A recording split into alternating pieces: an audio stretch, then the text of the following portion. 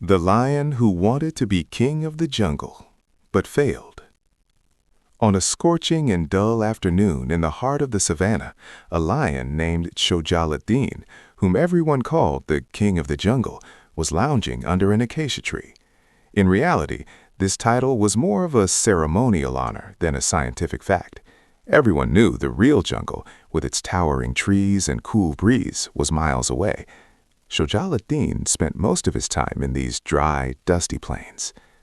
Having just finished a heavy meat feast, Shuja'al-ad-Din was so stuffed he couldn't even bother to swat away the flies buzzing around his ears. With a long, arrogant stretch, he muttered, "Ah, life, how sweet it is to rule.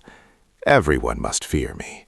I, Shuja'al-ad-Din the First, the undisputed king." Suddenly, a deep, resonant laugh echoed from behind the bushes. Undisputed king? Where exactly?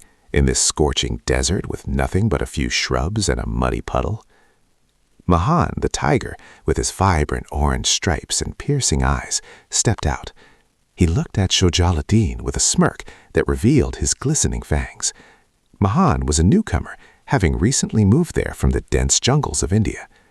Shuja'al-ad-Din struggled to lift his heavy head and growled, "Who are you to dare laugh in the presence of me, the king?" Mahan yawned calmly and said, "I am Mahan, and my daring comes from the fact that you, dear Shuja'al-ad-Din, are not the king of the jungle. You are, in fact, the king of the shrublands. I know what a jungle is. A jungle is where you must swim, climb trees, and if you can't find your food one day, you rot in the darkness. You can't even walk through a thick forest, let alone rule it." His pride wounded, Shuja'al-ad-Din stood up and let out a theatrical roar. "Take back that insult. My power lies in my roar, in my magnificent mane." Mahan took a step forward and said firmly, "Fine. If you are the king of the jungle, prove it." Mahan led Shuja'al-ad-Din toward the real jungle, a place filled with sky-high trees, tangled roots, and rushing streams. As soon as they entered, disaster struck. First, poor Shuja'al-ad-Din got his mane caught in every single branch. Every few steps, he found himself dangling hilariously from a tree limb. Second, Mahan glided effortlessly and silently under the leaves, but Shuja'al-ad-Din's every step on the dry leaves sounded like a loud crunch that could be heard from a mile away. A deer, the intended prey, actually stopped, looked at the lion, laughed, and then skipped away. Finally, they reached a river. Mahan swam across like a champion. Shuja'al-ad-Din dipped one paw in, shivered, and retreated in horror. "Oh my God, the water is wet and cold.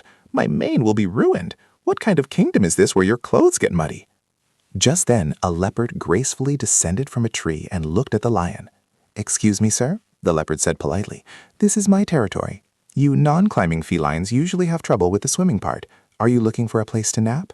Mahan shook his head and looked at Shuja'al-ad-Din, who was now exhausted, filthy, and thoroughly depressed. "Do you see, Shuja'al-ad-Din? The title doesn't matter. The ability does.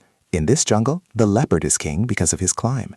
The elephant is king because of his strength, and even the monkeys rule their own world with their acrobatics. You are the king of the plains because you can sunbathe and roar better than anyone else." Shuja'al-ad-Din slunk back toward the savannah. The arrogance was gone. One day, a jackal said to him, "Sire, you are the king of the entire universe." Shuja'al-ad-Din paused and replied with a humble smile, "No, my friend, I am simply a lion.